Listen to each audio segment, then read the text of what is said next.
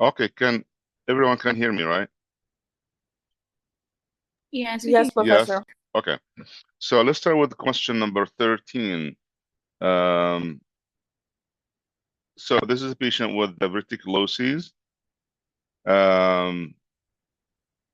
So which comments by the client would indicate effective teaching? And this is multi-answer question. Or multi response, ones. So it's a question with multiple responses. would one be correct?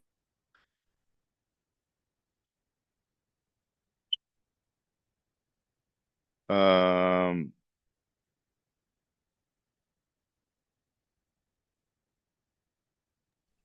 3, 4, and 5. so let's start with 1. Can diverticulosis be treated or cured with just being compliant with with regimen, with dietary regimen or dietary recommendations? No. They No, you avoid, need so medication. no. And even with medications, it will not be cured. It's a disease like rheumatoid, arthritis and other chronic diseases in which that, for example, multiple sclerosis, will never be treated, right? But all what you can do with these kind of, especially with this diverticulosis, is that you can limit or restrict the 2 things: the frequency and the intensity, right? The frequency of the flare-ups or the attacks, the acute attacks, which is the diverticulitis, and also you can lessen the intensity of. So it's the frequency of the attacks can be reduced, as well as the intensity of each attack also can be lessened. So, and can be less kind of intense. So this is the goal of the data recommend. Compliance or being compliant with data recommendations. However, that it's not going. So the disease itself is not going to be cured. Is that clear? Yes. Okay, so the answer for this question is going to be 3, 4, and 5. They should they should increase their fluid intake to a minimum, or at least 2 liters of fluid daily. Participation in the regular exercise program is also strongly encouraged. So we can control the diverticulosis with treatment, but will never be treated or cannot be cured. So this, so that's for 13. Okay, for 14.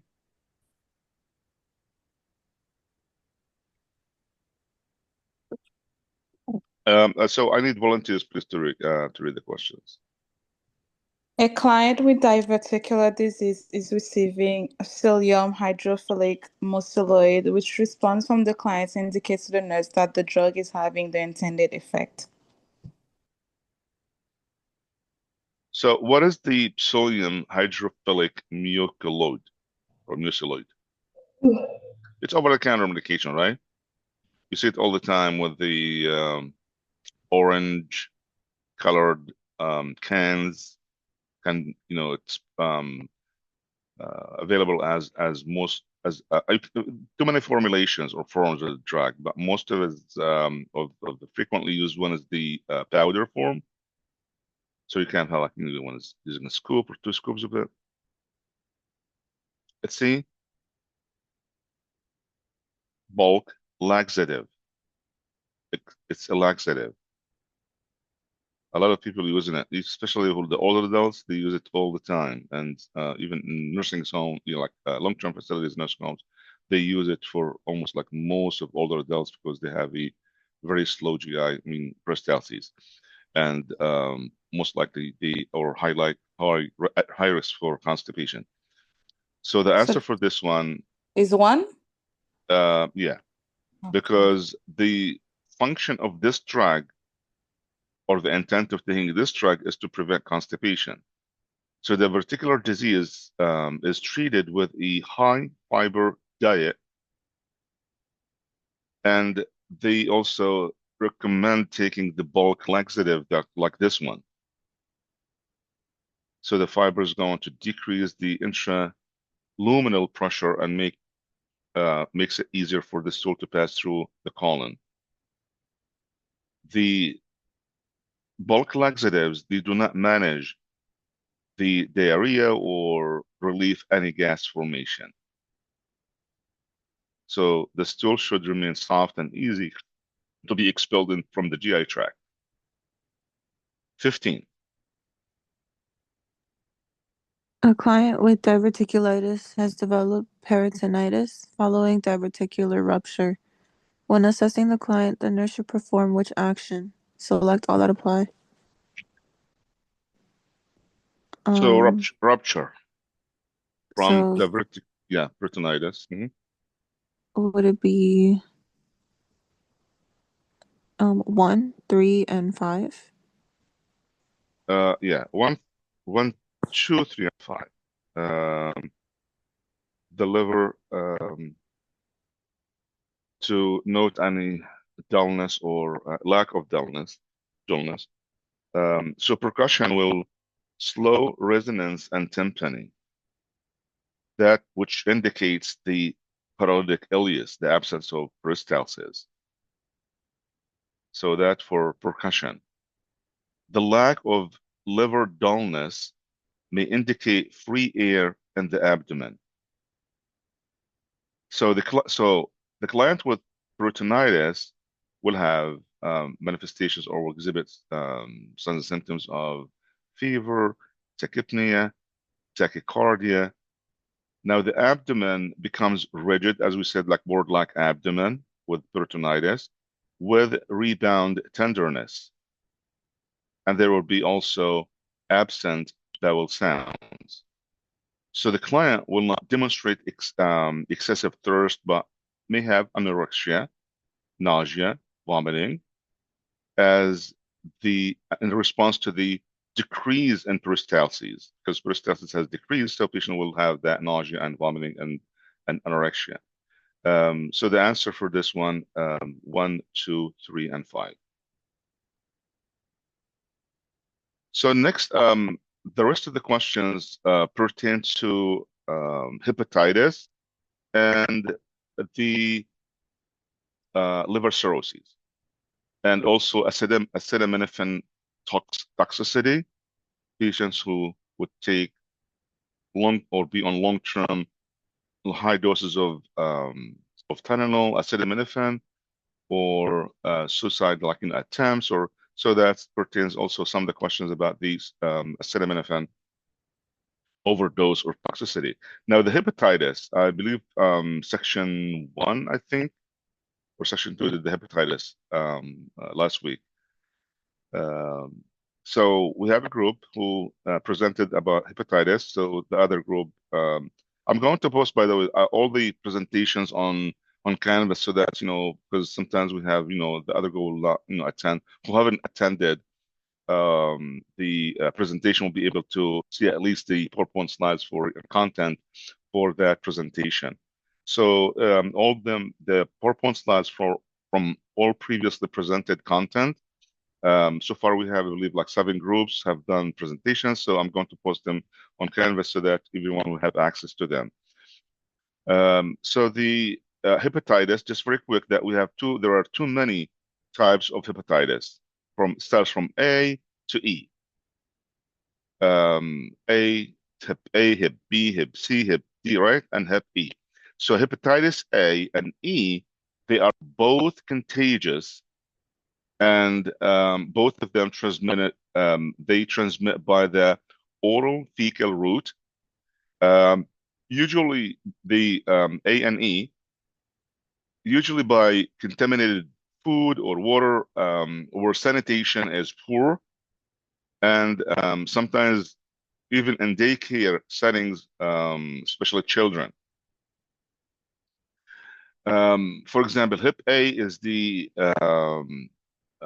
most common cause of acute viral hepatitis in the US. Hep E, type E, is very much less common here, but is found to be more in like Asia, Africa, Central America, and Caribbean. Now, both of, again, A and E, they are infections, usually lead to most of self-limited illness or disease.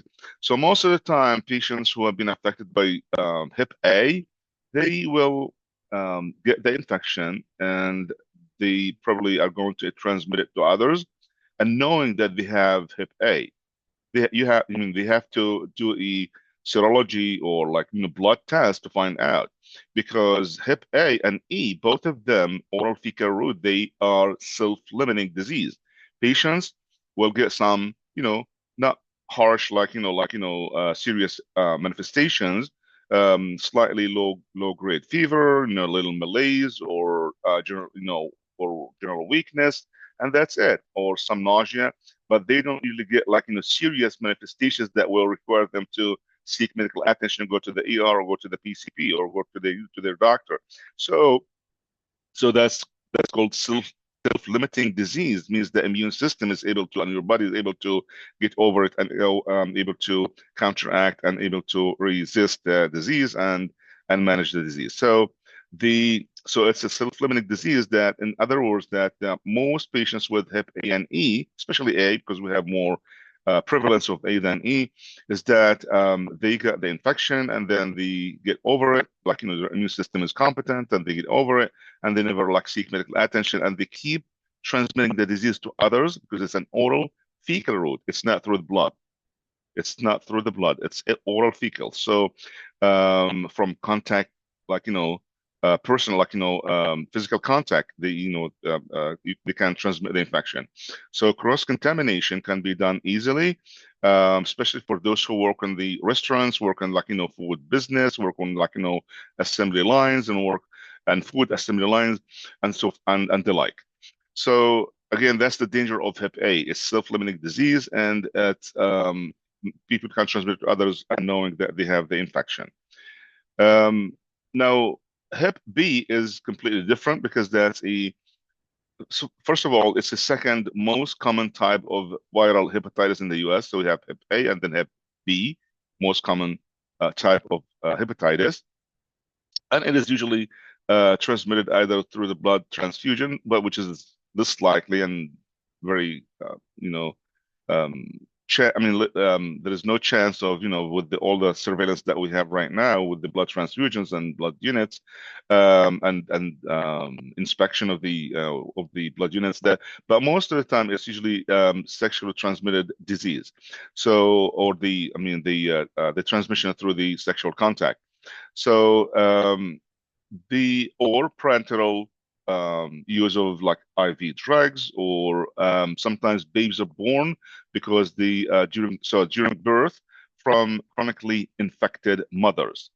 They will get it from their mothers. So the up to 90% of infected newborns, they develop chronic hepatitis, or chronic hepatitis B infection, which places the affected infants at significant risk of hepatocellular carcinoma later in adulthood. So when they develop hepatocellular carcinoma in adulthood, it's just because they were infected from their, they got the infection transmitted from the mothers as a newborn, and sometimes it goes not unnoticed, but at least undiagnosed.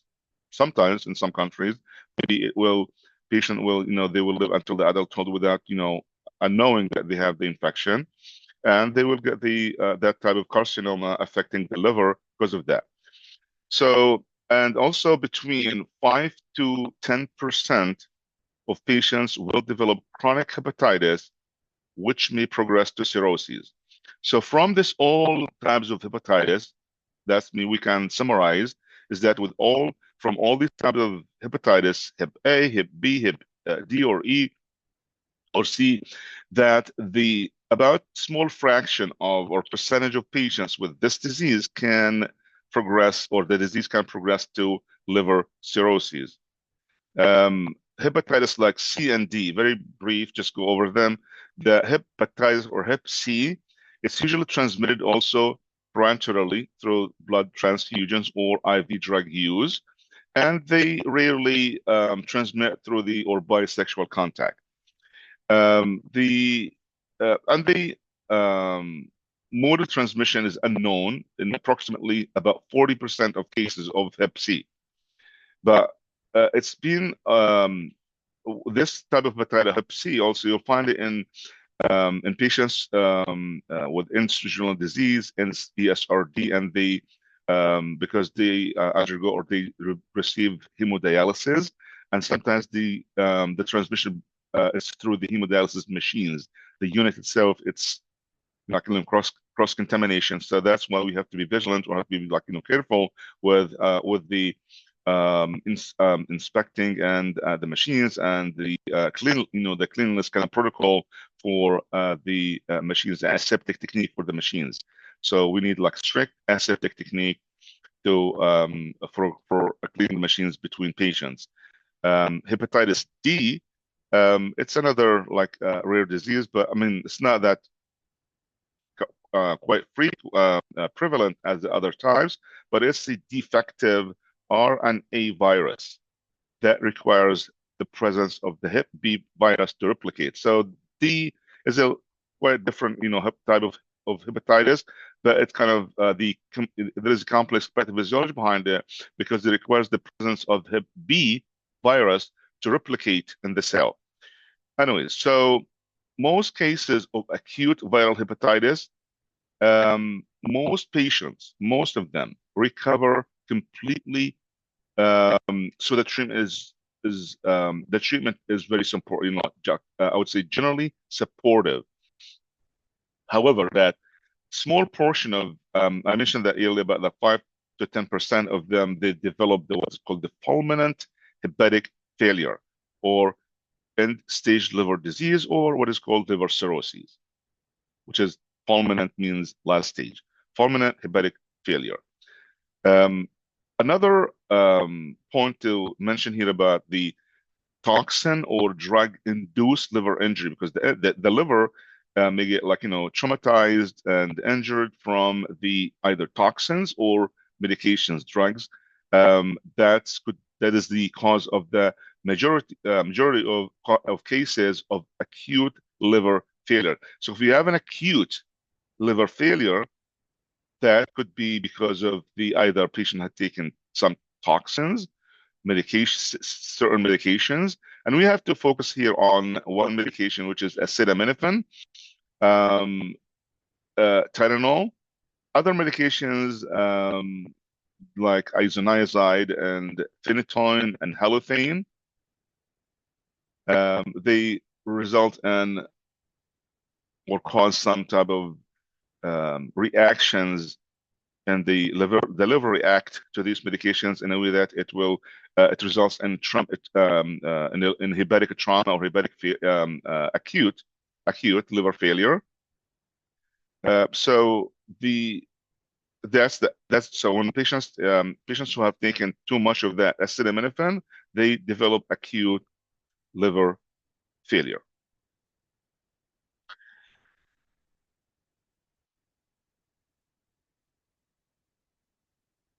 So there are two types of, in terms of before we go to treatment or the acetaminophen toxicity and the treatment, there are two different types of immunoglobulins. The immunoglobulins, we have IgM and IgG. The IgM, appears to in the acute phase of the disease process. So immunoglobulin type M appears during the acute phase of hepatitis of all different types, especially Hep A, but all of them across the board. So IgG, when there is an abundant amount of IgG in the blood, like when you do serology, hepatitis, in terms of, just by the way, the serology for hepatitis, it's very confusing. You have to be really specialized in that kind of area to be able to analyze and understand and try to find out about, because you have too many different types of the findings and serology results. And you need we need whole lecture to talk talking about the serology for hepatitis. So I'm going to summarize that and saying that whenever you see an abundant or elevated in serology blood test, and when you see an elevated immunoglobulin type M, you will say that this patient has an acute phase of hepatitis.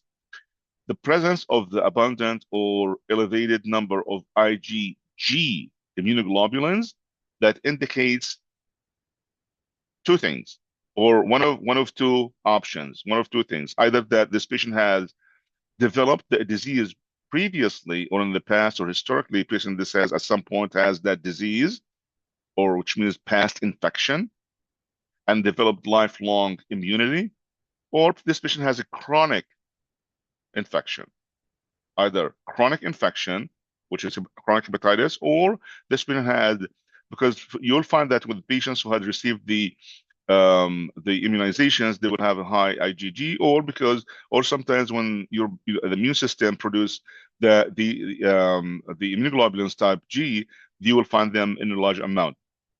So elevated IgM indicates acute.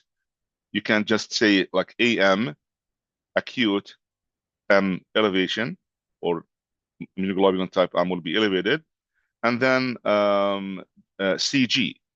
So if you want to do mnemonic, you do like AM and CG. A, acute; C, chronic. AM, so acute patients will have elevated type M, immunoglobulin type M. With C, chronic patient will have elevated type G. So again, IM, acute infection; IgM, sorry, acute infection; IgG, past infection, lifelong immunity, or chronic infection. And you do this all the time. I mean, our division, right, and they always, and hospitals, they always look for, to identify those who might be at risk for, or may have, developed or had chronic, hepatitis, and that, because that's going to, so we can prevent for patient safety and to prevent the cross-contamination. So the large majority of adults with acute hepatitis B viral infection also recover completely, but about 5 to 10% they sometimes develop chronic hepatitis. Now, there is also a window period similar to the HIV/AIDS. When we get to the HIV/AIDS, also that's similar to that, and that's the window period. This is during this interval, there is an antigen, right? So first of all, there is an antigen. So the presence of the anti-hepatitis Hep B core antigen it indicates the acute Hep B infection. So the antigen represents a high level of viral replication and high infectivity. So it's so during this window period between the presence of the antigens and the absence of the antigens and the presence of the antibodies, that's the window period. So again, we are not going to cover everything about the hepatitis, especially the serology. Serology is quite a lot of content and around this. So I'm going to maybe explain more stuff as we answer the questions. But these are the most important, points or content principles and concepts in which about hepatitis. So the medications, there are vaccines. So the efficacy of the Hep A vaccine exceeds about more than 90%. It is indicated for individuals planning to travel to endemic areas globally. And there is also what is called the post-exposure with Hep A immunoglobulins. So we will give them immunoglobulins. The best of thing about, or the good thing about the immunoglobulins is that you provide them with a already made immunoglobulins, like antibodies. So the Hep A immunoglobulins, this is if you go to the CDC, you'll find a great section and very long protocols and other content, like like info and information about post-exposure prophylaxis. This is a very important topic, and you will learn more about it, I think, in community health nursing. It's a post-exposure prophylaxis with any infection, especially if you work as an RN in the unit and you get injured with like a needle stick with of a patient who is infected with hepatitis and other infections, especially hepatitis here. So that's called post-exposure prophylaxis. So with Hep A, for example, along with the first injection of the vaccine, patient will get the first, the vaccine. And I believe that, some of us have received this vaccine because of the, of the hepatitis B. So with Hep A, they should be given. This is very important. Any family member who has been infected with Hep A, they should receive the vaccine, the first injection of the vaccine, plus the Hep A immunoglobulin, and to be given to the infected person, as well as to household and any intimate contacts within the 2 weeks of exposure. So again, this Hep A immunoglobulin, along with the first injection of the vaccine, should be given to household and intimate contacts within 2 weeks of exposure. It's critical to be given to the household, especially with Hep A. And the same thing applies to Hep B as well. Hep B, it's usually, that given 3 doses over 6 months, it will provide immunity in more than 90% of patients. And it's, again, recommended for healthcare workers as well as for universal vaccination of infants here in the US. You learn about this, I believe, in OBP's class, and you will, again, here in community health nursing.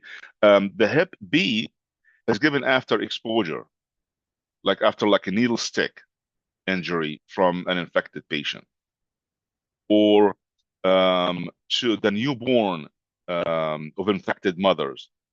They will receive the Hep B immunoglobulin, Hep B IG. The Hep B immunoglobulin, so the first inoculation of the vaccine usually given concurrently with other medications. They will give, so the interferons and lamivudine. This is the anti viral drug. Interferon and lamivudine. Lamivudine, L-A-M-I-V, only right here.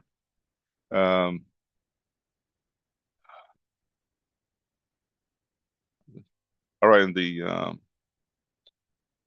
chat.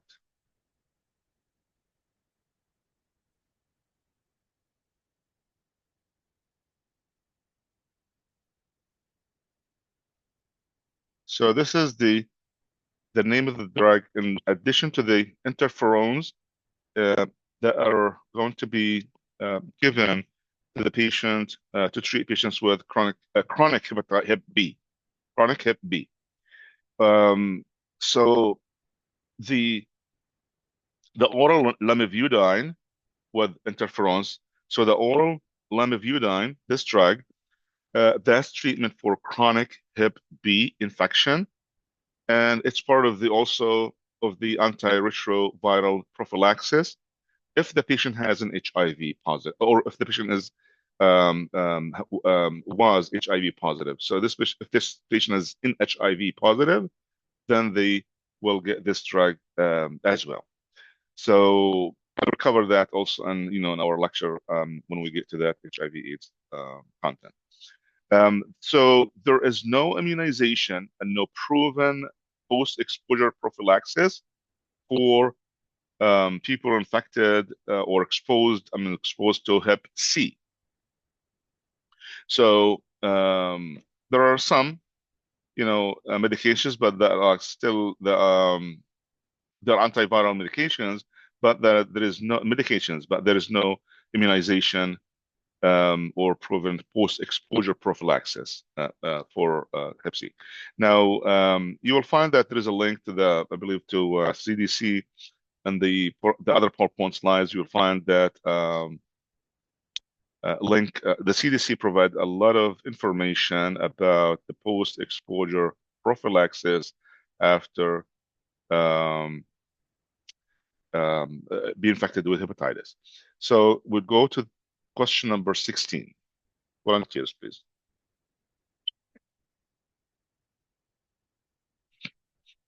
A client is admitted to the hospital with a diagnosis of hepatitis A. Which precautions should the healthcare team observe when caring for this client?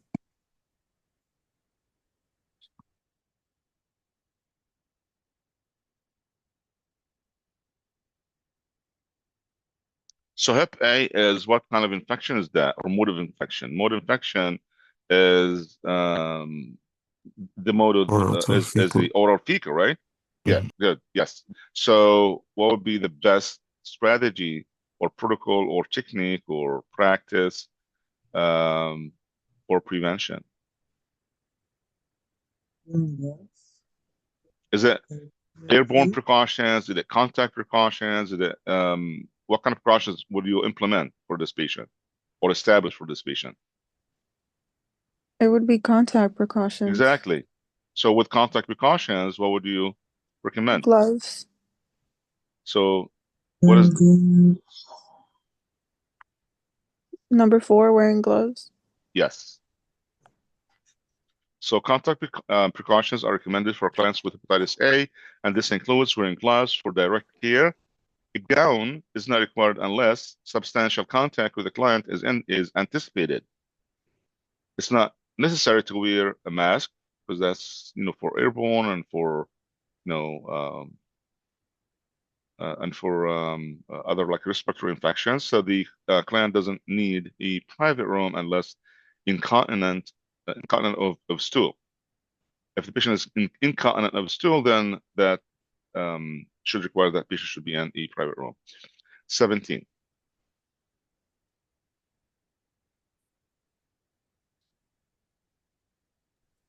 The nurse has made rounds on a team of clients. The nurse should discuss which client with the healthcare provider.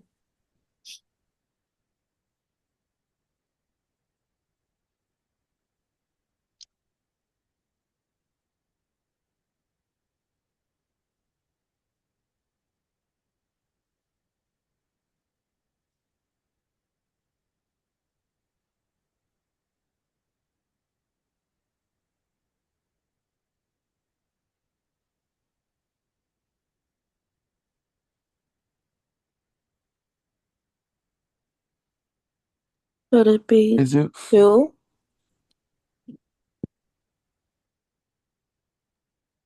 is it 4? So why 4? Why do you think 4 is correct Um, answer? I was thinking the elevated heart rate and it being irregular can I was thinking about infection or just like worsening of disease. Not sure. So patient pulse rising from 84 to 118, almost like 120. So that's a change in patient's baseline vital signs that should bring or had brought to the PCP attention immediately. In this case, the client's heart rate has increased and the rhythm appears to have changed.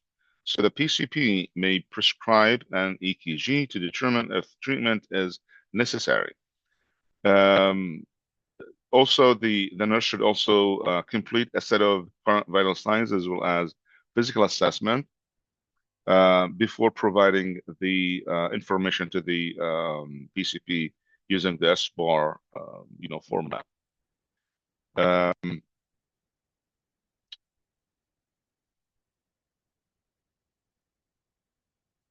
Okay, next question. 18.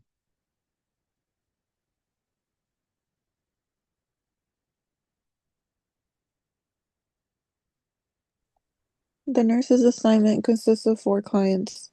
From highest priority to lowest priority, which order should the nurse assess the client after receiving morning report? All options must be used.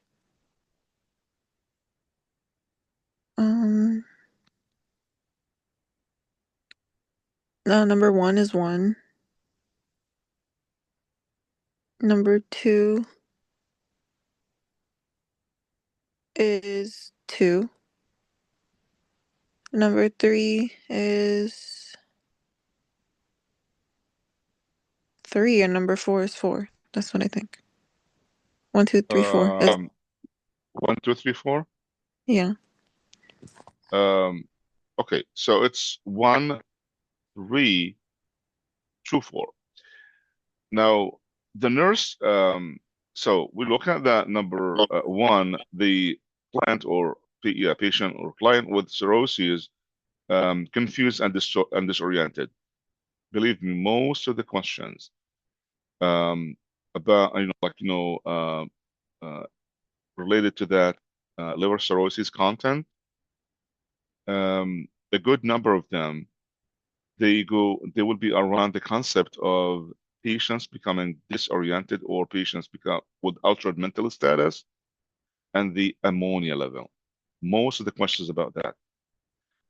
Either it's straightforward, or you have to really analyze and go through different steps and phases or different levels of thinking, or but it's all around that kind of it's a phenomena. So it's the concept here is that patients with liver cirrhosis, they have a high ammonia level and they become will alter mental status, or agitated, or behavioral manifestations and so forth. So all these manifestations sometimes presented to the when this patient is presented to the ER is just because the ammonia level is extremely high, and the treatment. So most of the questions about the liver cirrhosis, ammonia, and then behavioral or orientation alteration to the patient become disoriented. Now and so either that the question will be again talking about the manifestations or the treatment or the effectiveness of the treatment. For example, most of the questions will ask about when you give lactulose or Xifaxan rifaximin, which of the following is the more is indicative or indicates the effective that the drug was effective.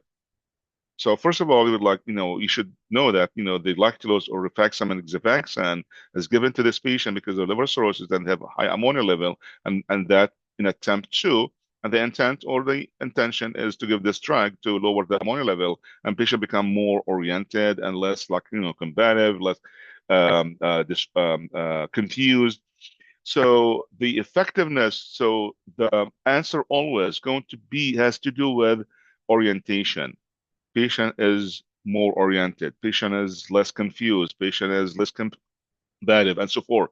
So the answer may seem like it's it is a mental psych answer, but that's the intent of giving these drugs to this patient.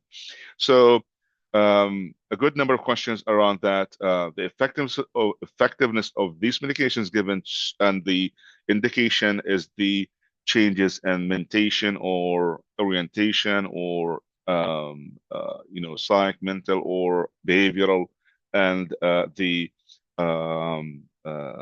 other similar manifestations. So this question, if you start with the first one, the nurse should first assess the client with cirrhosis to ensure that the client's safety. So again, when we answer all these questions about the effectiveness, also it's about safety. When the patient ammonia level extremely high, they may become combative or behave in a way that may affect their adversely affecting their safety.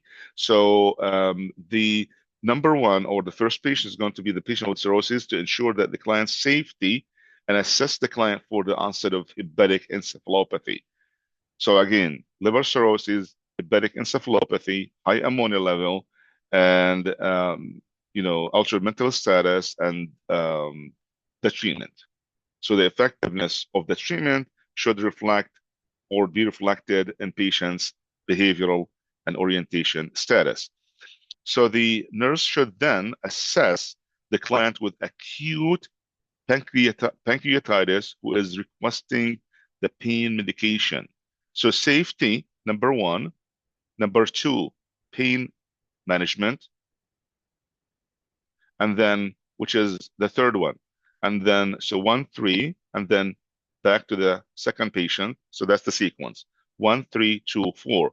So after you had taken care of for safety, number one, cirrhosis and ulcer mental status, and second, patient with pancreatitis and for pain management, because pain is, again, we won't, on Monday, we said that the pain or patients pain experience with pancreatitis is severe, and the quality of pain is quite different than other diseases. Piercing and it's sharp, and so the third patient will be the second one, so the one post-op after cholecystectomy.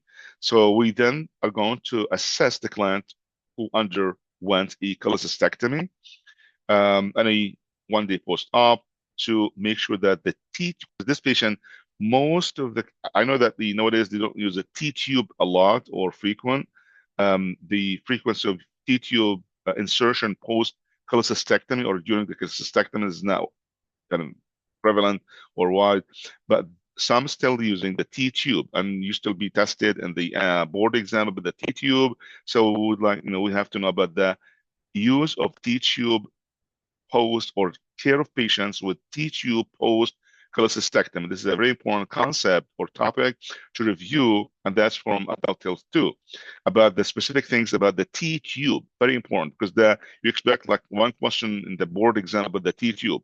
So 1-day post-op cholecystectomy and patient has a T-tube, we'll make sure that the T-tube is draining. If the T-tube is obstructed or not draining in the bag, the greenish or yellowish, greenish come mostly first, the drainage, then that's an indication of obstruction by some gallstones have moved down the tube. So that's the third one.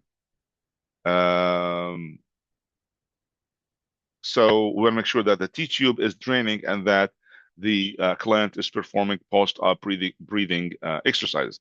Now, the client safety is not at risk, and the client is not reporting having any pain. And we will leave that. The last one will be number 4. 19.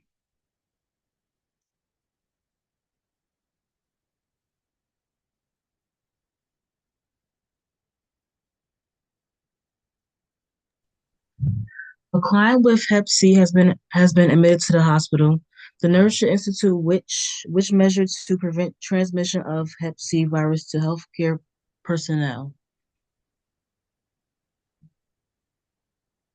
So a client with Hep C, we're going to protect personnel from the cross-contamination with Hep C from the patient.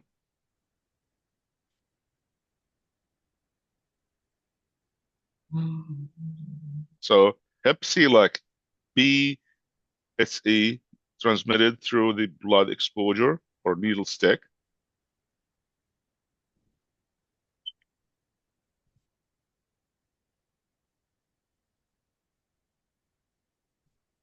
Wearing gloves. Decreases contact with blood. Okay. Wearing glove, number 3, it's good for, it's the correct answer for what kind of hepatitis? For A. For A, yes. So number 2, decreasing contact with blood. Yes, number 2. Yeah, the first line of defense against Hep B is the hepatitis Hep vaccine. So that's the first line of defense against the Hep B is the hepatitis vaccine.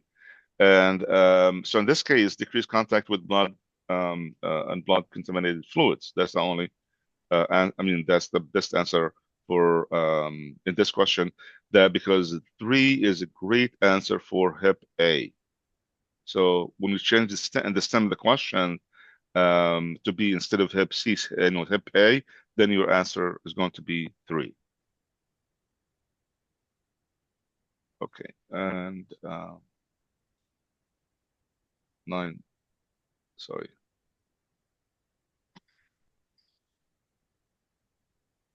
So next slides or a few slides talk about the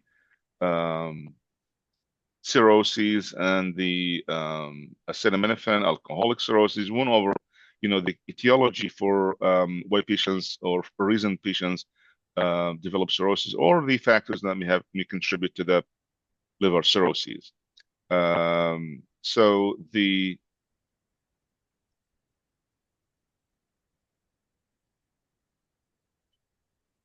hep C, just to make sure that I went or have covered this concept about the risk factors for hepatitis type C. We said the drug, IV drug use, sharing, needles during the drug use, hemodialysis, also patients with ESRD on hemodialysis, blood transfusions, tattooing, piercing, and again, there should be specific aseptic technique to be maintained during these procedures, like when they do tattooing or piercing, to make sure that there is that risk is completely eliminated or restricted. So, sorry.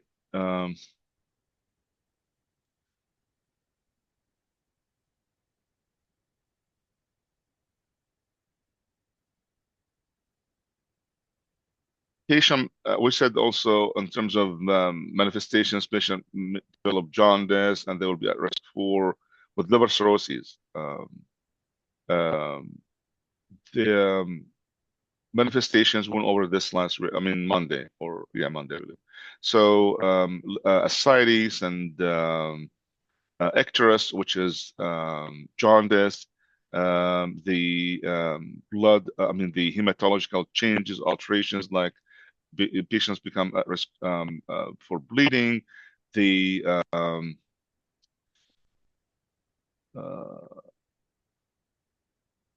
okay, so let's go over the questions, and if I miss any concepts, I will explain it as we answer these questions. So number 20.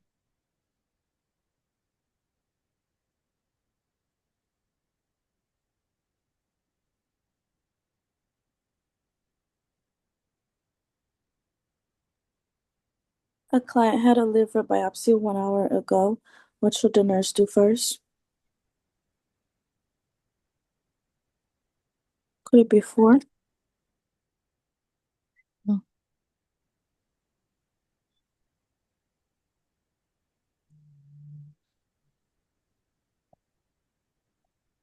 So the liver biopsy questions, there are 2 different concepts, or most of the questions will be around 2 things about the post biopsy or post procedures, that the positioning, right? And we went over this on Monday, right?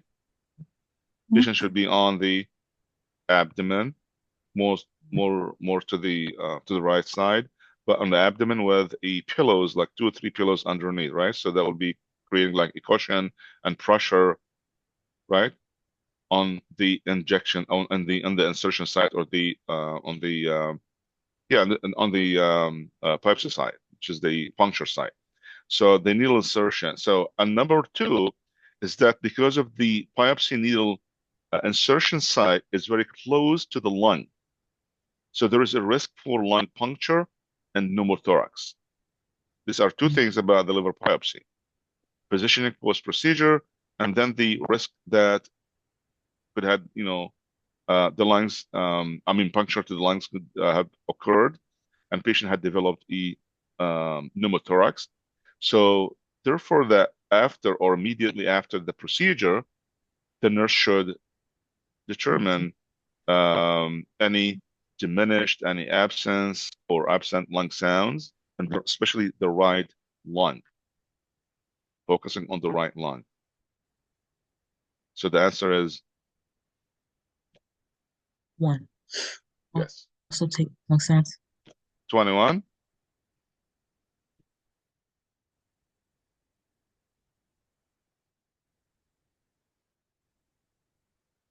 A client with cirrhosis.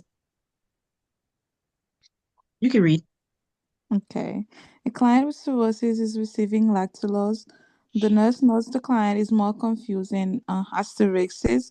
What should the nurse do next?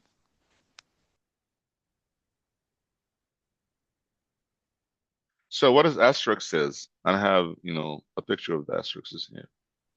Is it flapping of the hand? Yes, flapping tremor is called. Flapping tremor. You will find it in both patients with ESRD and ESLD with liver cirrhosis as well. So because of hepatic encephalopathy, they develop this. So clients with liver cirrhosis, they develop hepatic encephalopathy due to or is caused by increased ammonia level. So this asterisk is which is the flapping tremor, is the characteristic symptom of the increased ammonia level. And we said that the brain cells are very sensitive to this ammonia, toxic material or substance.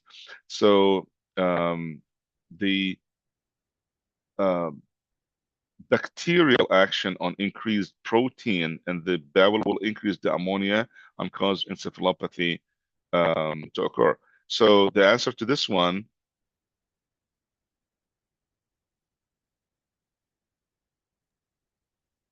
would it be remember this question, 104? these questions with lactulose and asterisks is very similar to the lactulose and the ammonia or behavioral changes on safety. So here, the question, what should the nurse do next, is because when you give lactulose, you expect the patient to have frequent bowel movements, right? Yes, Professor. So bacterial action on increased protein, again, we said because the high protein results in more ammonia. So GI bleeding and protein consumed in the diet increase protein in the intestine and can elevate the ammonia level. So the lactulose is given to reduce the ammonia formation in the intestine and should not be held since the neurologic symptoms are worsening. So patients' signs and symptoms will, when it gets worse, then we have to continue giving the drug. We should not be withholding. I mean, obviously, right? So patient with liver cirrhosis receiving lactulose means that this is an end-stage liver disease, and it's kind of the patient went to the or had developed the last stage. So that's the worst case scenario with liver disease. So we shouldn't be withholding the drug. We should not be increasing the protein in the diet, because I said, the questions around that protein, I'm not going to have questions in the exam, but at least not to increase the protein more than balanced or more than required or more than recommended, because more protein is going to result in more ammonia. And and the last one is to monitor the bilirubin level. Nothing to do with lactulose. Patients already have end-stage liver disease and will definitely continue to have that manifestation of jaundice and high bilirubin. We cannot do anything about it, right? So, or at least this medication is not going to fix it. So, holding the drug, no, because patients should be on lactulose and Xivaxan or rifaximin, either or both. Protein increase should not be recommended because that's going to result in more ammonia and more encephalopathy.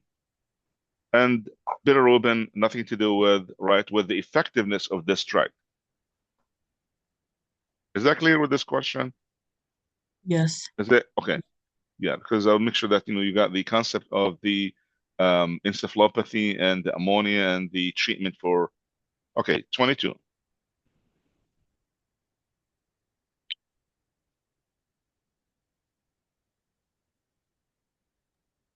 The nurse is assessing a client with cirrhosis who has developed hepatic encephalopathy.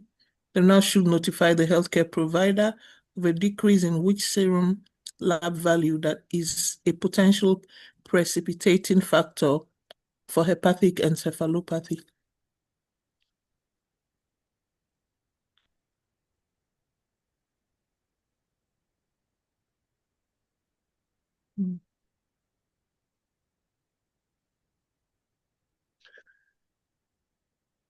So this is from the manifestations of hepatic encephalopathy. What they found is that the hypokalemia is the or factors that may contribute to the encephalopathy. They found that the hypokalemia is precipitating factor in hepatic encephalopathy. A decrease in creatinine. So if you look at creatinine, it's nothing to do, right, with encephalopathy, because creatinine usually it's so it's a byproduct or a result of a muscle atrophy or muscle breakdown. So potassium.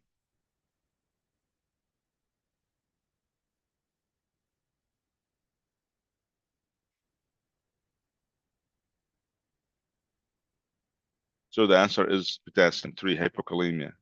They found that the low potassium level can contribute or precipitate the hepatic encephalopathy.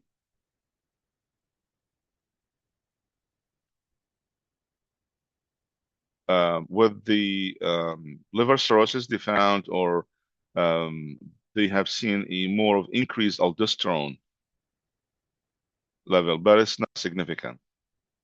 A decrease in serum protein will decrease colloid osmotic pressure and promote edema. So the hypokalemia, again, that's the only factor that may precipitate the encephalopathy. 23. A client has advanced cirrhosis of the liver. The client's spouse asks the nurse why the client's abdomen is swollen, making it very difficult to fasten their pants. How should the nurse respond to provide the most accurate explanation of the disease process? Number 4. 4, yeah, portal hypertension and hypoalbuminemia as a result of cirrhosis can cause the fluid shifting from the portal vein into the peritoneal space, causing ascites. Yeah.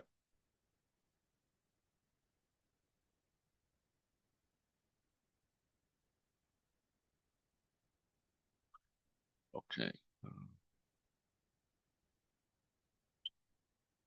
24.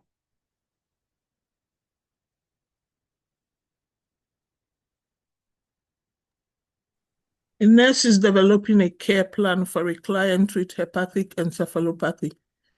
Which would be the goals for the care of this client? Select all that apply. So are we going to prevent constipation? Yes. Why?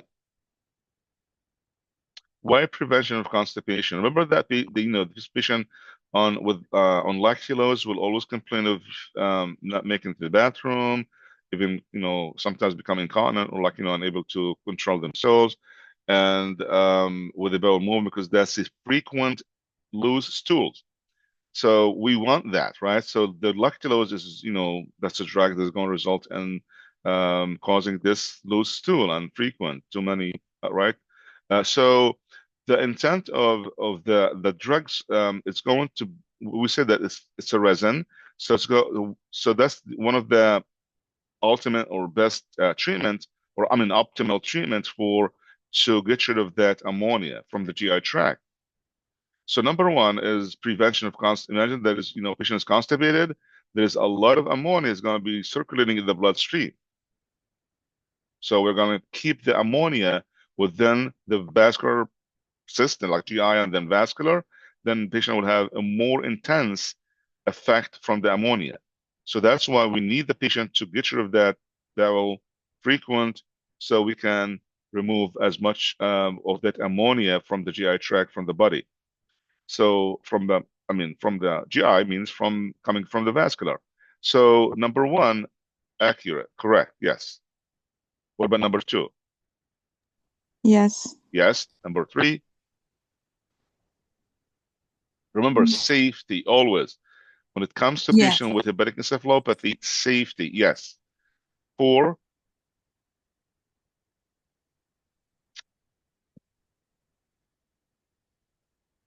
when you consider the hepatic encephalopathy as a toxin, and remember that we said that it's a toxic material, toxic substance. So hepatic encephalopathy is considered as a toxic or metabolic condition. And in other words, that it may result in cerebral edema.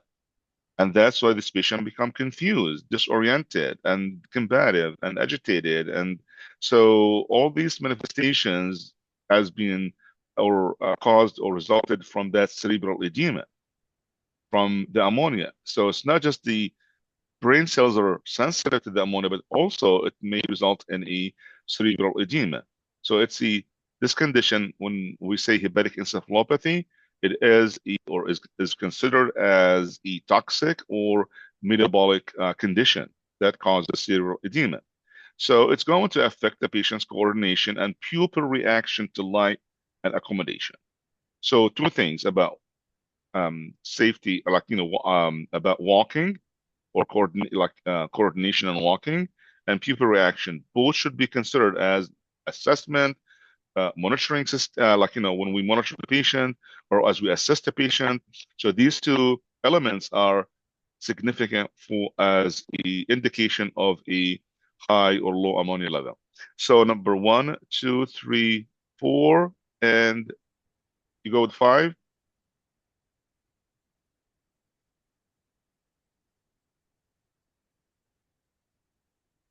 Remember that the liver failure means failed, not able to synthesize and store glucose.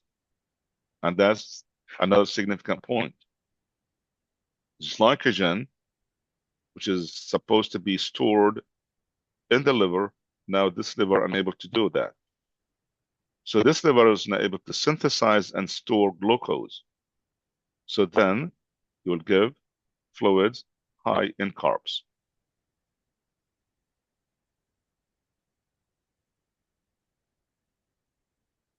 So it's all but the last one because exercise produces ammonia as a byproduct of metabolism. So the physical activity should be limited, not encouraged. As much as you can, not to encourage the physical activity because that is going to result in more ammonia production, and we don't want that.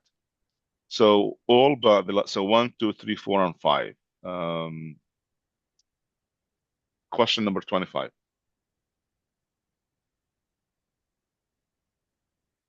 A client with cirrhosis begins to develop ascites. The healthcare provider prescribes spironolactone to treat the ascites. The nurse should monitor the client closely for which drug-related adverse effect. Let's say hyperkalemia. So ascites, yes, hyperkalemia. Yeah, because they say Right. which drug. Yes. It's a, Yeah, it's a It's a potassium sparing potassium diuretic. sparing diuretic. Yes, Hyperkalemia. exactly. Yeah. Yeah. Yeah. 26.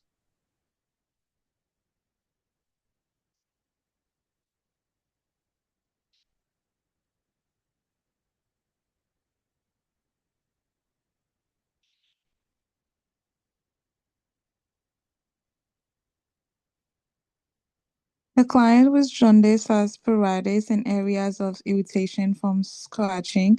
What measures can the nurse suggest the client use to prevent skin breakdown? Select Yeah. all that apply. Yeah. This is a good question. In terms of nursing practice. I would like to everyone to just review it from the book about the optimal or like good nursing practices or actions, interventions, daily care of patients with pruritus. and jaundice, especially pruritus, because with the sick, the irritation of the skin, it keeps scratching and very irritated with this toxic material under the skin. So the best answer for this question is 2, 3, and 4. And I would like everyone to review all the great techniques and like practices from the book.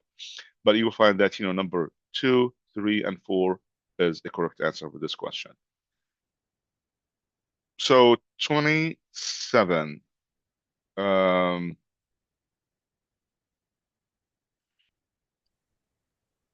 The nurse, nurse, you can go. the nurse is developing a health promotion plan with a client with cirrhosis. Which activity should the nurse suggest to the client to add the daily routine at home?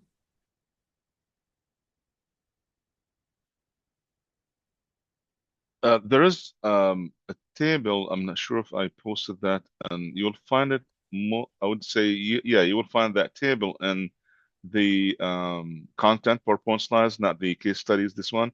So the other slides, you will find a table with factors that may precipitate the hepatic encephalopathy.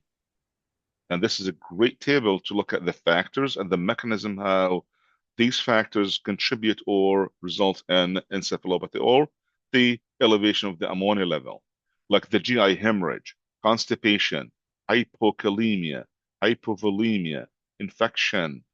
There are too many factors in that table. Some medications like opioids, cerebral depressants like opioids, patients who had developed like metabolic alkalosis that will contribute to the elevated ammonia or encephalopathy, hepatic encephalopathy, the dehydration, the increased metabolism, uremia, like renal failure. Some also will result in a because of the retention of nitrogen, which is the bond, the BUN, metabolites. So all these are factors that may contribute to or precipitate the hepatic encephalopathy. That's a great table to look at the factors and then the mechanism for each one, how the factor contribute to the hepatic encephalopathy. You will find it in the other sets of PowerPoint slides, that table. It's called factors, precipitating factors to hepatic encephalopathy. It's like one column, you will find the factors, and then on the other, the next column is the mechanism how encephalopathy would develop in response to that factor. So 27, what is the answer? So a nurse is, so it's a health promotion. Nurse is developing the health promotion plan with the patient who was hepatic encephalopathy, sorry, hepatic liver cirrhosis, or end-stage liver disease. So suggestions now. What should be included in that plan? Like daily routine at home when we teach the patient, or to add it to the plan.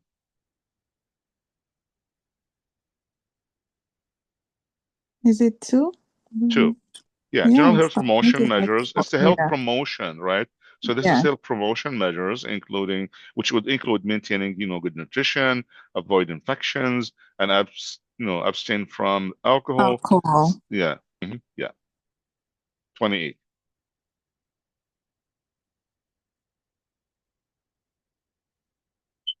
So the nurse is viewing the chart information for a client with increased ascites. The data include temp is 98.9, heart rate 118, respiration is 26, blood pressure 128/76, and the PA or SpO2 89%, and room air.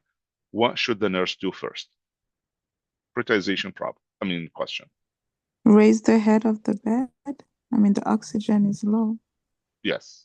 So elevating the head of the bed will allow for increased lung expansion by decreasing the ascite, especially for this patient with ascites. Imagine that, the large abdomen or fluid in the abdomen is going to press on the lungs and put pressure, too much pressure. So the sitting or the high fares or raising the head of the bed is going to to create a lot of easy breathing, or make the breathing much easier. So the elevation of the head of the bed will allow for increased lung expansion by decreasing the ascites pressing on the diaphragm.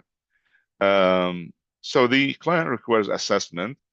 The paracentesis is reserved for symptomatic. When we do paracentesis, that is only going to be recommended and reserved for symptoms or symptomatic clients with ascites with impaired respiration or abdominal pain, not responding to other measures. Like when you put them on fluid restriction, on sodium restrictions, on diuretic medications, and they are unresponsive to that, they still have that ascites, then paracentesis will be recommended.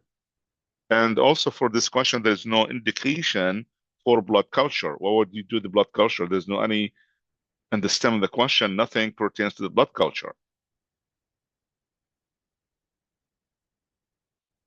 And the heart sounds that are usually assessed with a routine physical examination.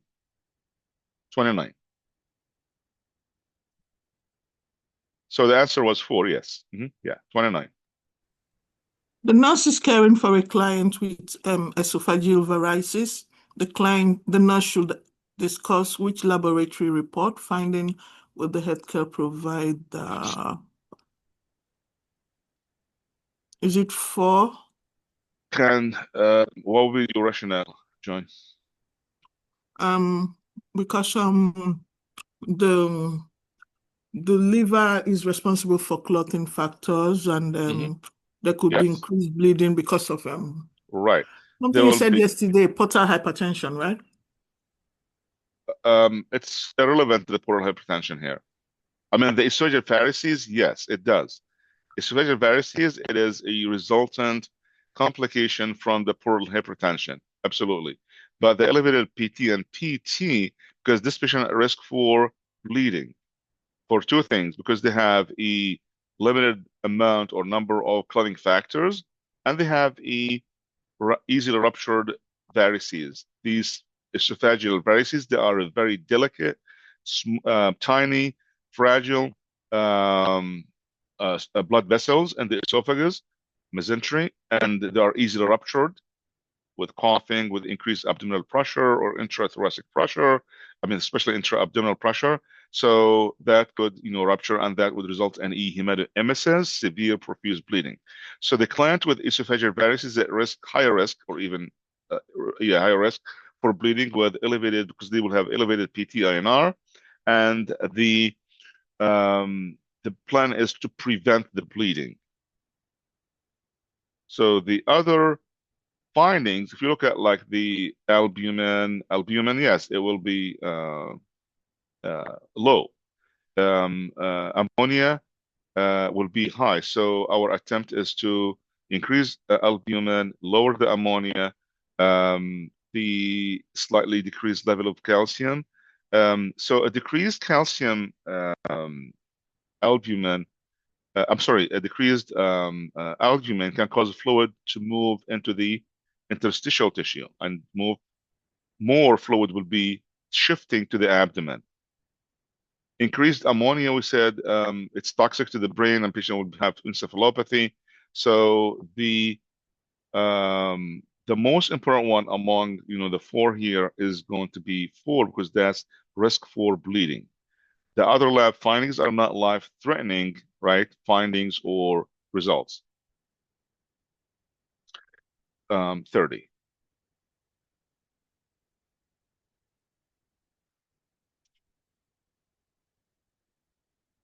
So patients with ascites, they tend to have a very hypoalbuminemia, low albumin level in the blood, and because of that, albumin and globulins and protein shifting into the abdomen from the portal vein. So the patient will, most of the time, they will receive the albumin IV, or like dextran or albumin. Sometimes dextran, I believe 40%, and then albumin, different like percentages. So the client with cirrhosis who has ascites receives 100 mLs of 25% serum albumin intravenously. Now, which of the following findings would indicate that the albumin is effective or resulted in desired effect?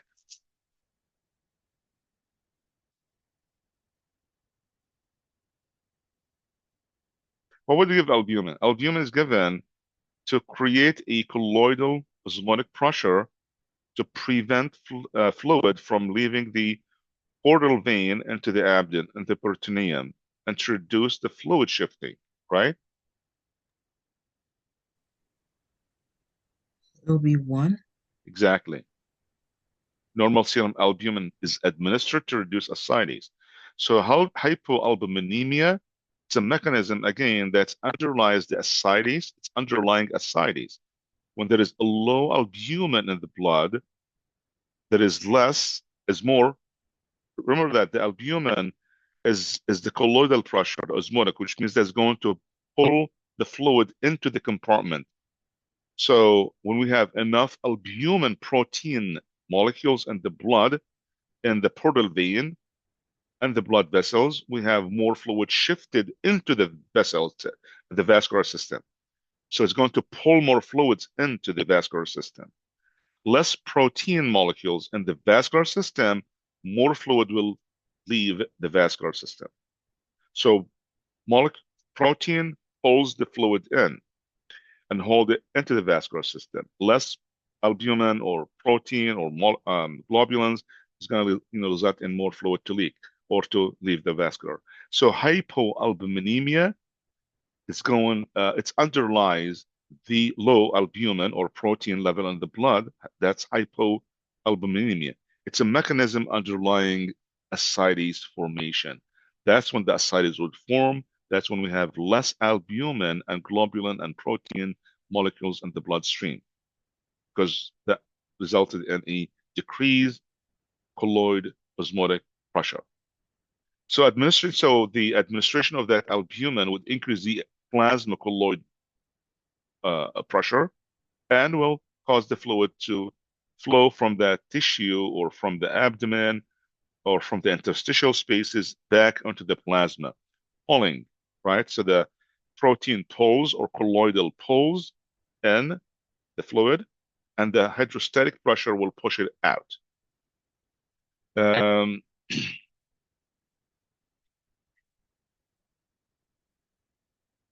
Okay, 31.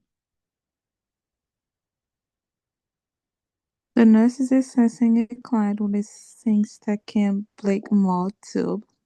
The oxygen saturation on pulse ox had dropped from 97 to 91, and the respiratory rate has changed from 24 to 40 breaths per minute. What should the nurse do in order from first to last? All options must be used.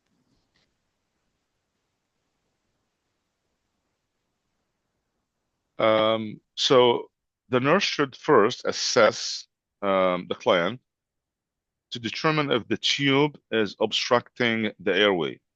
So we have to make sure that affirm that the airway obstruction by the tube, that there's no obstruction. So that's number one. The second, so assessment is done by assessing the airflow. So number two, once the obstruction is established, the tube should be deflated and then quickly removed. Remember I said Monday that, this tube is not widely, like nowadays it's not that kind of frequently used, but it's still being used. And the board exams, they talk about this, and you may expect questions, right, about the seeing a steak in Blakemore tube. So it's one of the tubes being historically used to treat patients with liver cirrhosis, with esophageal varices. So the inflation of the two balloons is going to stop the bleeding and stop the blood getting into the stomach as well. So once we establish the obstruction, first of all, once the obstruction is established, the tube should be deflated, then quickly removed. Remember that I said always make sure that you have either scissor in your pocket, or at least for the patient, they're always with this type of tube, we need a scissor to be always available and reach like close like to the patient's bed and patient's nightstand. So we need that scissor to be always available in case of emergency, and you have to cut because there is an airway obstruction. So once the obstruction is established, then the tube will be deflated and removed quickly. So a set of scissors should always again be at the bedside to allow for emergency deflation of the balloon. Oxygen via mask, the face mask should then be applied once the tube is removed. So the sequence is going to be 1, 3, 2, 4. Affirm there's airway obstruction. Deflate, cutting with the scissors, and deflate and remove, and then remove, and last apply the face mask.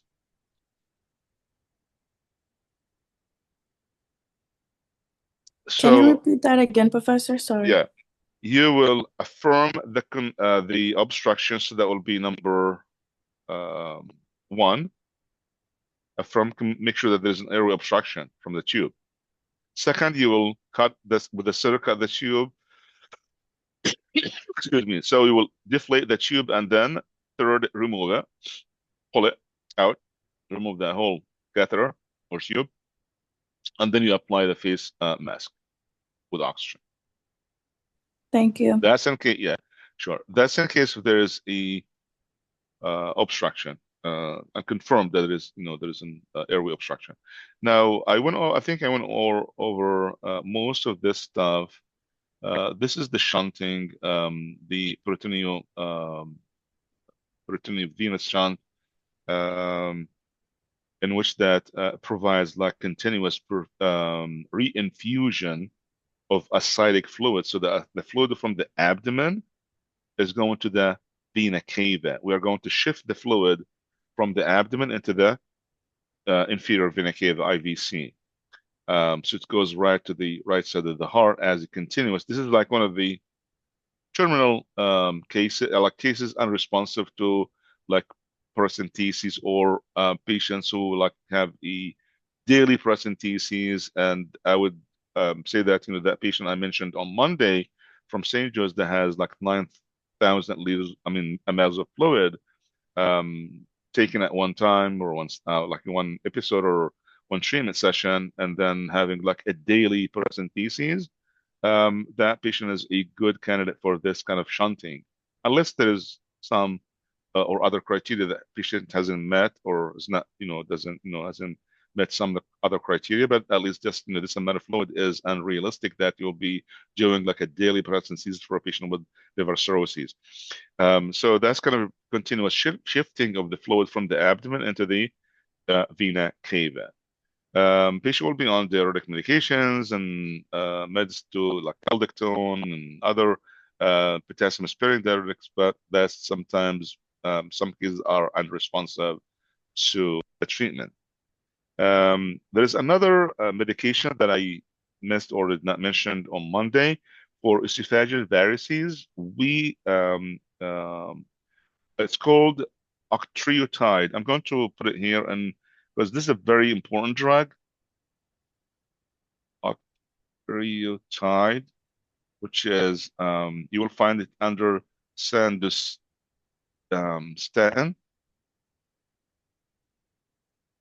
And so it's octreotide sandostatin drug. This is a very important medication. Very important medication because we will cover it under the GI and also will refer to the drug or cover it under the endocrine system. Like patients with brain tumors will get to the drug because this drug has multiple indications. Remember the patients with acetaminophen toxicity? You receive acetylcysteine mucomist, and the mucomist has other indications or uses. So the same thing here, we have octreotide, and you should have seen the name octreotide, and the brand name is sandostatin. Do you recall this from Patipharm or from Pharm? Anyone? I'm not sure What if is it, Professor? I'm sorry. What is it again? It's in the chat. You'll find it in the chat. Let me see.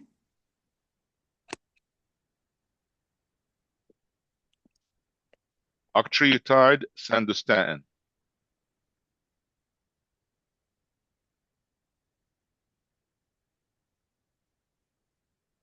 Should be there, right? Found it? Yeah, everyone should make sure that you read about this drug. So treatment for esophageal varices, this is one of them, I would say effective to some extent, the octreotide or sandostatin, because the mechanism of action is that this drug will cause a splanchnic or from the splanchnic, which is the mesentery in the and the blood vessels and the esophagus. So it will result in a vasoconstriction of these tiny fragile blood vessels. So it will reduce the vasoconstriction and portal hypertension or portal pressure by vasoconstricting the small tiny blood vessels in the esophagus. So that's octreotide.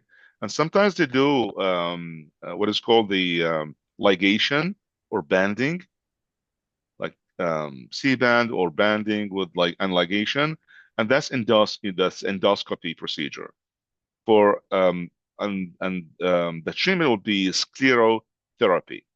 Sclerotherapy, like injecting a constrictive medication in these tiny blood vessels, so it will stop the vasoconstricted and become like vasoconstricted, and then result in less bleeding. So during active bleeding, they can do these things like give octreotide or as an infusion, or do the ligation or banding or sclerotherapy. They do ligation, which is O-ring. It's called the O-ring. It's like ligation. It's like physical ligation of these blood vessels and the esophagus, or endoscopy with sclerotherapy.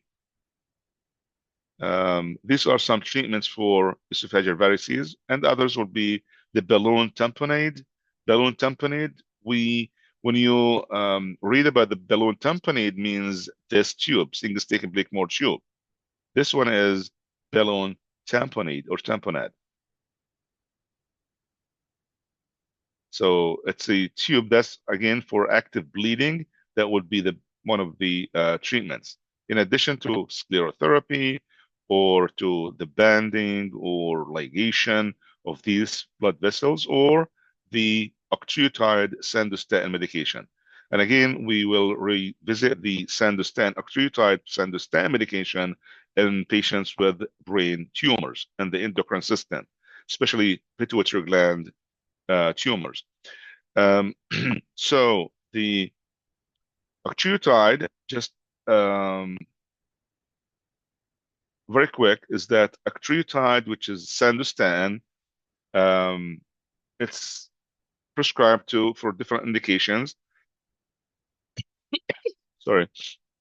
The indication here is to treat acute hemorrhage due to ruptured esophageal varices. So when the esophageal varices rupture, then result in hemorrhage, bleeding, hematoemesis, then that would be the treatment for that, or partially can treat the active bleeding in esophageal varices. So the octreotide proven to be effective because it inhibits the enzymes that cause vasodilatation, and response to that will lead to vasoconstriction and stop the bleeding. And then eventually is going to decrease hepatic and GI blood flow, and then last stage will be reducing the portal hypertension. Portal hypertension will be also reduced. Sorry. So that's the mechanism of action of octreotide sandostatin. Also, you will find also in my PowerPoint slides and in the book as well is that there are beta blockers also, especially propranolol, the beta blockers such as propranolol, which is the Enderol, can be given or administered to decrease the bleeding, or especially if the patient has a portal hypertension and the esophageal varices and the like rebleeding, like they have bleeding after bleeding, so that will be like recurrent and many episodes of ruptured esophageal varices. Aside from like giving them the octreotide send also we can once the bleeding is controlled, we can manage that by the giving them a beta blockers. The beta blocker would also reduce the portal hypertension and decrease the pressure within the blood vessels. So question number 32.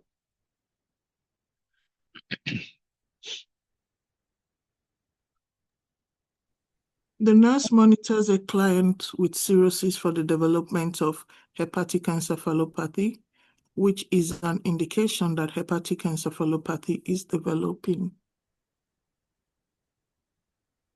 So hepatic encephalopathy means high ammonia level, right?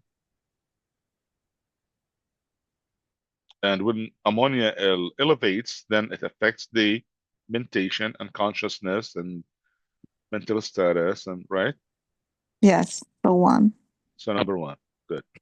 Okay, 33.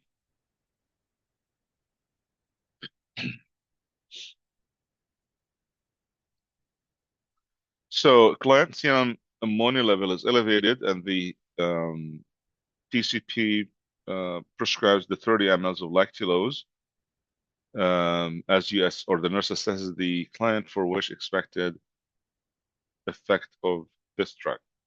And again, I think these are same concept being repeated, in different formats or different, like, either the stem or the distractors, but it's all around, like all these questions around the same concept, that the lactulose would increase intestinal mobility, and that will trap and expel the ammonia in the bowel movement. That's all, right? So the answer is going to be Increased bowel movement. Number yes, 2. exactly. Yeah.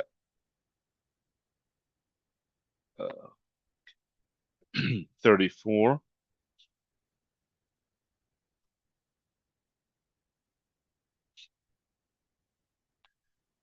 So therefore, this is a client to be discharged. So on lactulose, as the nurse teaches the client how to administer the drug, which still indicate that the client has understood the information.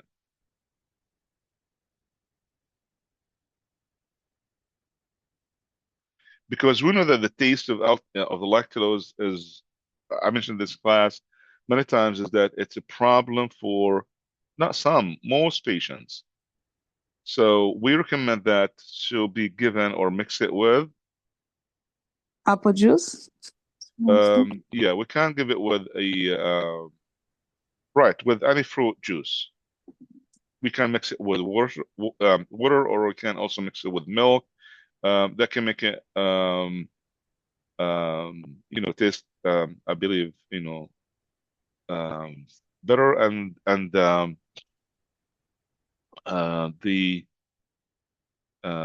it should not be given. So the lactulose should not be given with antacids. It should not be given with taken with laxative, because that will increase, also make the diarrhea worse, and will increase the frequency even more. So and lactulose comes in a form either as a syrup or for oral, or sometimes we have also rectal administration of lactulose. So the answer is 2. 35. So the nurse is providing discharge instructions for a client with cirrhosis, which statement best indicate that the client understood the teaching. and high protein, high carb.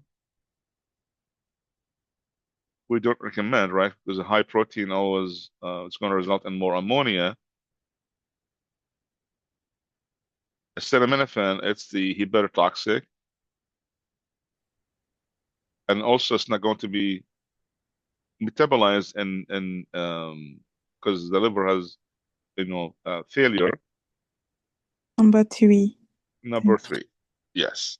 So cirrhosis, clients with liver cirrhosis, they should be instructed to avoid constipation and straining at stool to prevent the hemorrhage, because they have hemorrhoids, and there is an portal vein, portal hypertension. There is patient has esophageal varices, and they have hemorrhoids. So the client with cirrhosis, they has bleeding tendency because of the liver inability to produce clotting factors. So number 3.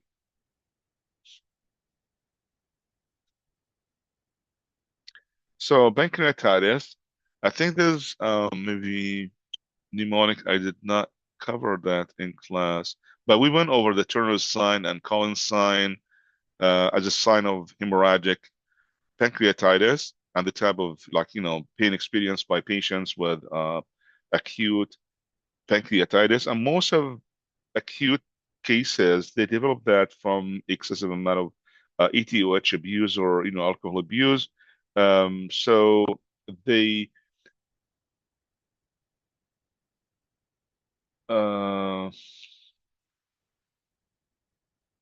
hydration, I think it's the key for the treatment or towards the management of for patients with with pancreatitis. And so the plan of care, or the management or the list of things in the plan of care for patients as we manage patient with or taking care of patient with pancreatitis. So IV fluids, we have to give the IV fluids, especially when the patient will be dehydrated. So IV fluids, pain management, anti-emetic medications for nausea because they have severe nausea, and during the acute attacks, again, IV fluids, pain management, anti-emetic medications, and NPO. For a few days, the patient lab, so pancreatitis, the etiology. We can go over the etiology before we go to questions. Under etiology, you can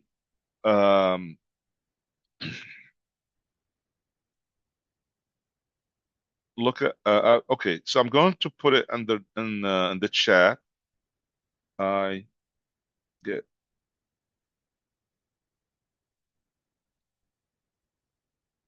so this is you can to remember the list of etiological factors for pancreatitis. These are causes of pancreatitis. Causes of pancreatitis. Pancreatitis can be caused by, so if you go look in the chat, you'll find I put the mnemonic for acronyms, mnemonic for the etiological factors for pancreatitis under what is called I get smashed. So I stands for idiopathic, no underlying or there is no any confirmed or definitive or known factor. We don't know why that patient had developed pancreatitis, so that's called idiopathic. G stands for the gallstones. Large percentage of patients, most of patients who develop pancreatitis either from alcohol or gallstones, especially with the long-term chronic gallstones. So idiopathic. Did you get that in my chat? I get smashed. Yes, Professor, I see it. So idiopathic, G gallstones, E ethanol, alcohol, T, trauma, and then back to the smashed, going to be S, steroids, M, mumps, disease, A, autoimmune,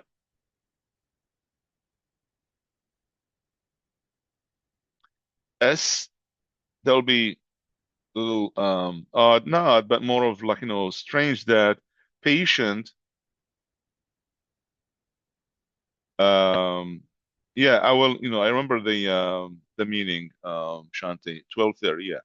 And also for my other group, if you want to meet at 1, I will hold the meeting at 1 for my capstone meeting. So I have a meeting at 12:30, Shanti group, and the other group will be at 1 p.m. So back to the pancreatitis, the T, trauma, S, steroids, M, mumps, and A, autoimmune, and then S is going to be scorpion stings. That's the strange thing, right? The H will be hyperlipidemia and hypercalcemia. Both lipidemia and calcemia, high calcium and high lipids. E, remember when I went over the ERCP Monday about the endoscopy for patients with the pancreatitis? Sometimes patients when we do the diagnostic testing with ERCP for other things other than the pancreatitis, patient may develop that pancreatitis in response to the ERCP as a complication from that procedure. So E stands for ERCP, endoscopic retrograde pancreatography or cholangiopancreatography. So that's ERCP. And then we have drugs, medications, and some of these medications are some diuretics, and azathioprine. And azathioprine is which is the brand name is Imuran. It's the immunosuppressive medication.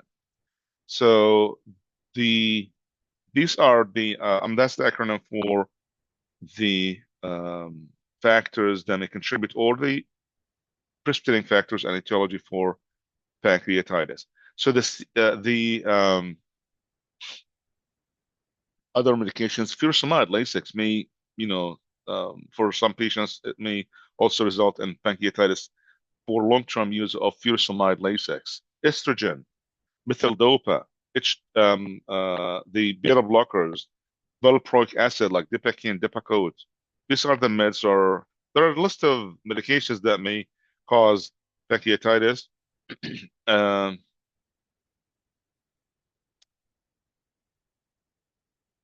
So 36. So I'm going to give you the answers for 36.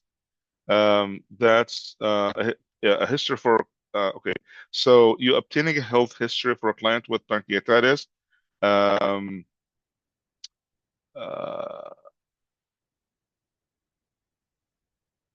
the client, so it should say that the client doesn't drink because of religious convictions. Now, what should the nurse tell the client why this is an important question? And the patient becomes like upset about having that conversation. So the answer is 1, because the alcoholism is a major cause of acute pancreatitis in the U.S. So because some clients are reluctant to discuss alcohol use, staff may inquire about it in several ways. Generally, alcohol intake doesn't interfere with the tests used to diagnose pancreatitis. So answer is 1 for this patient. So the 37, client with acute pancreatitis has a blood pressure which is low, tachycardiac, so hypotensive, tachycardiac, and then tachypneic. What prescription should the nurse implement first?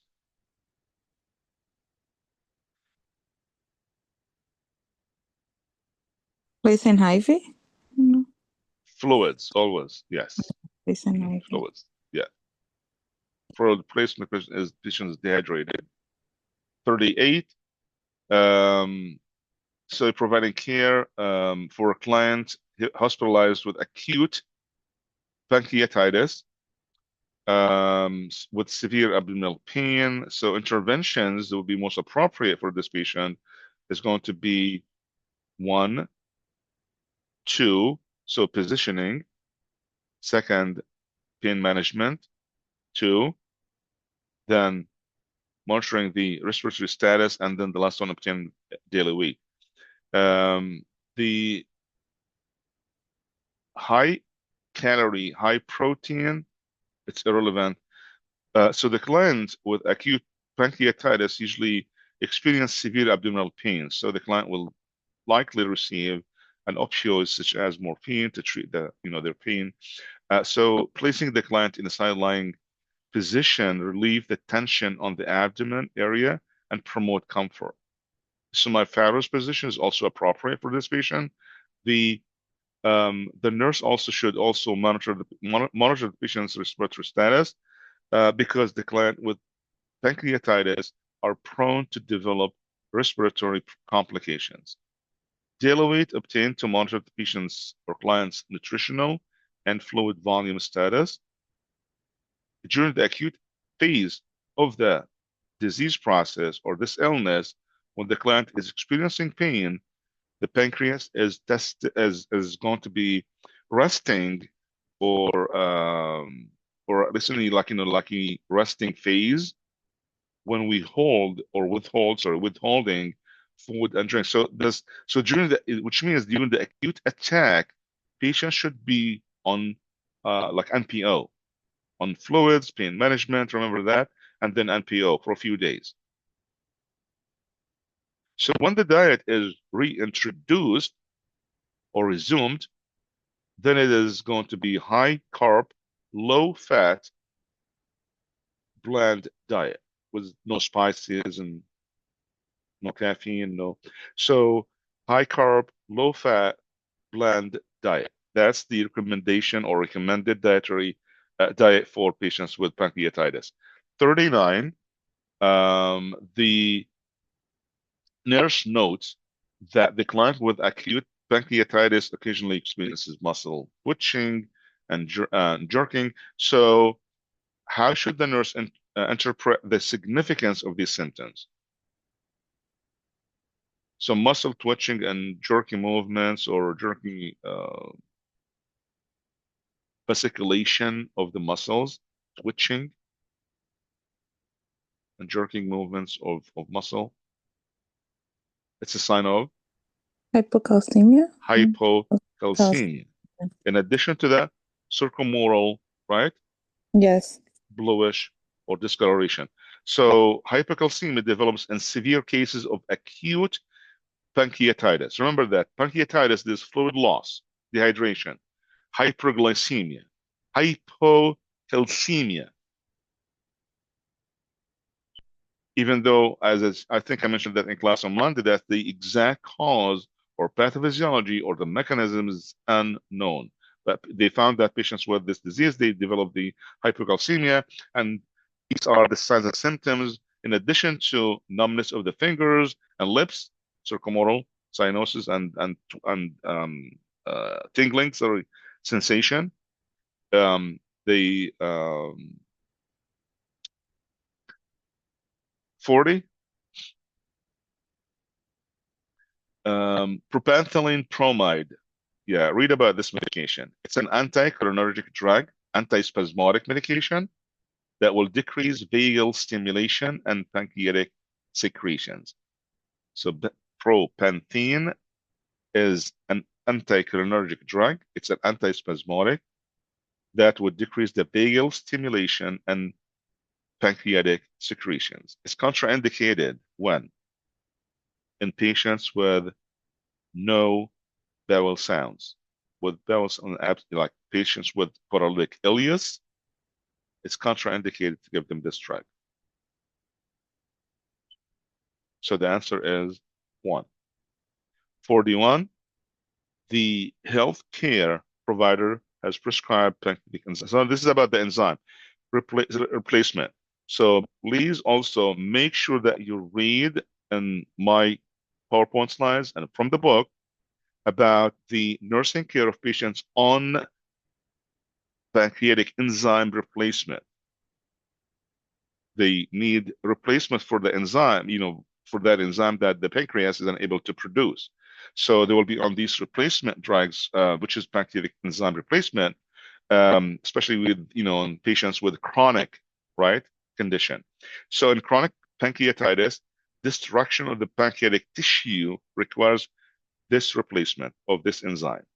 So the enzyme, the replacement one, are prescribed to facilitate the digestion of protein and fat, amylase and lipase. Remember that amylase and lipase, we need these two enzymes for the metabolism of the protein and fat, and should be taken in conjunction with every meal and snack. So whenever they take any meal, any snack, they should take that replacement enzyme. And and we recommend that, taking the enzyme, this enzyme replacement with a straw, if that's a liquid form, so it won't affect the oral mucosa, because it will result in oral breakdown or mucosal breakdown if they take it like without straw, for example. So read about the difference between ERCP and MRCP. See what's the difference between them. In terms of the pre-post and the technique itself, like ERCP is completely different than the MRCP.